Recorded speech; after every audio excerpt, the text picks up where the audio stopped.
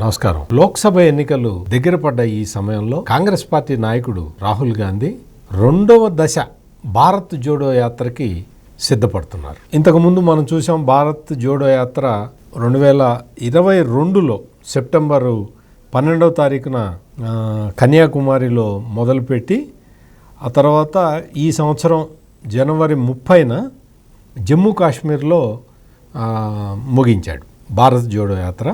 దానికి విపరీతమైన స్పందన వచ్చింది ప్రజల నుంచి. ఇప్పుడు ఈ రెండవ దశ యాత్ర మొదలు పెట్టాలి అనేది ఆయన సంకల్పం. ఇది బహుశా జనవరిలో స్టార్ట్ చేస్తాడేమో. ఈసారి ఏంటంటే ఈ రెండో దశ అరుణాచల్ ప్రదేశ్ నుంచి గుజరాత్ వరకు ఉంటుంది. కొంచెం తక్కువ దూరం ఉంటుంది కాబట్టి తొందరగా కంప్లీట్ చేసి లోక్సభ ఎన్నికలకి వెళ్ళాలి అనేది కాంగ్రెస్ పార్టీ ప్లాన్ చేస్తుంది. భారత్ జోడో యాత్ర మొదటి దశలో దాదాపు 2000 కిలోమీటర్లు రాహుల్ గాంధీ పాదయాత్ర చేశాడు. దాదాపు మొత్తం 136 రోజులు పాదయాత్ర సాగింది. దాదాపుగా 12 రాష్ట్రాల నుంచి పాదయాత్ర పోయింది.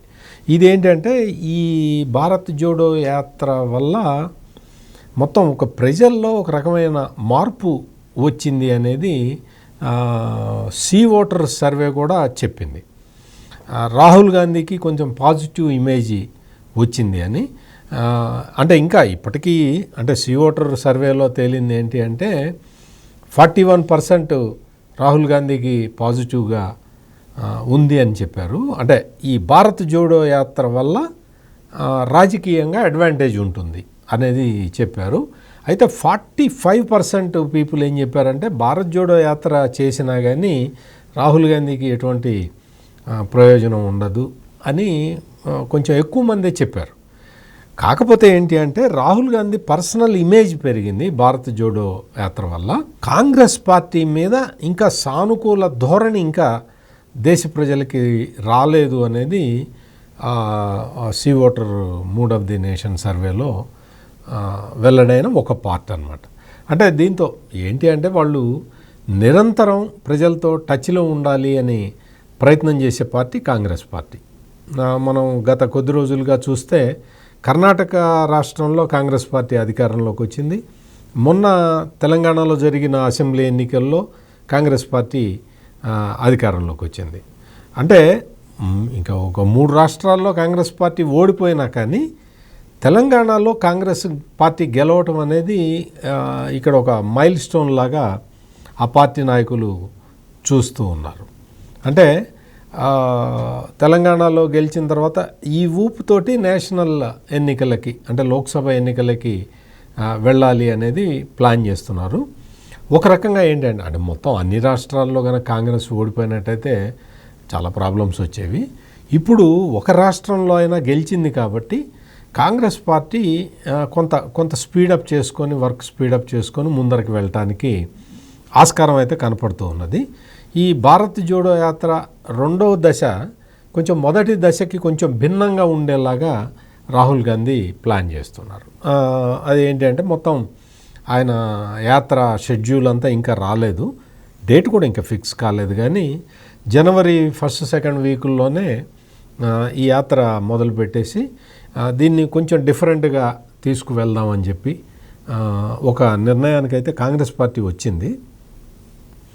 చూద్దాం రాహుల్ గాంధీ ఈ భారత్ జోడో యాత్ర రెండవ దశ చేసిన తర్వాత ఇంకా లోక్సభ ఎన్నికలకి వెళ్ళిపోతారు కాబట్టి కాంగ్రెస్ పార్టీకి ఇది కొంత ఆశించిన మేరకు కొంత లాభం చేకూరుస్తుందేమో చూడాలి.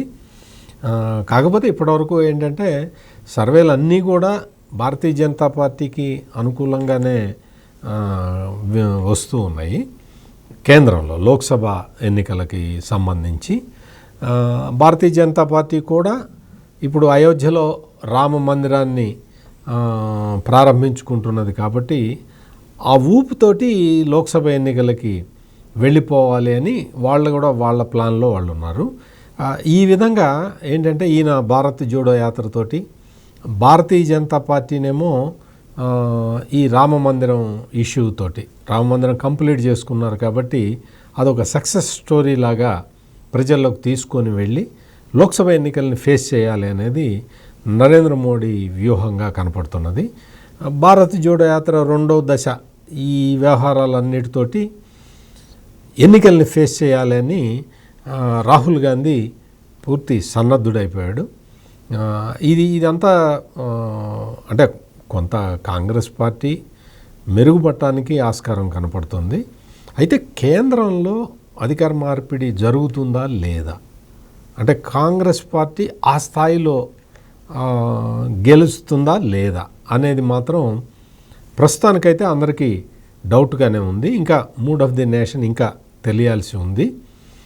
రోజులు గడిచే కొద్దీ అంటే జనవరి ఎండింగ్కి వచ్చేసరికి ఇంకా మొత్తం ఎలక్షన్ టెంపో వచ్చేస్తుంది. మొత్తం దేశం మొత్తం కూడా ఎన్నికల వాతావరణం వచ్చేస్తుంది. కాబట్టి అప్పటికి క్లియర్ పిక్చర్ రావటానికైతే అవకాశం ఉంది.